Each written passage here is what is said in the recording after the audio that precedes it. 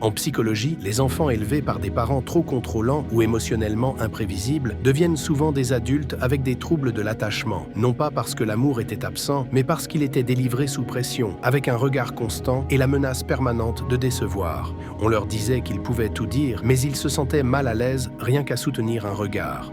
Ils restaient enfermés dans leur chambre en permanence, non pas pour s'isoler, mais pour pouvoir être eux-mêmes sans avoir à se justifier. Ils ont appris que l'honnêteté entraînait des réactions excessives et que la paix venait en prétendant que tout allait bien. Alors maintenant, ils mentent sur des détails, où ils sont allés, à qui ils ont écrit, ce qui leur tient à cœur, non pas parce qu'ils sont manipulateurs, mais parce qu'être sincère n'a jamais été une option sécurisante. Ils ne partagent rien, ni leurs idées, ni leurs douleurs, ni leurs projets, non pas parce qu'ils fuient les liens, mais parce qu'ils savent déjà ce que ça fait d'être incompris dans sa propre maison. Et aujourd'hui, garder les autres à distance semble moins risqué que d'être à nouveau mal interprété. Ce comportement est lié à ce qu'on appelle l'attachement anxieux évitant, un schéma de réponse où l'enfant apprend que la vulnérabilité provoque de l'inconfort et s'adapte en se retirant émotionnellement, en cachant sa vérité ou en dissimulant des parties de lui-même pour se protéger. Guérir, c'est désapprendre l'idée que la discrétion est la seule sécurité. C'est apprendre à s'exprimer sans anticiper le rejet, à demander sans craindre l'interrogatoire, à ressentir sans s'excuser. Suis-nous.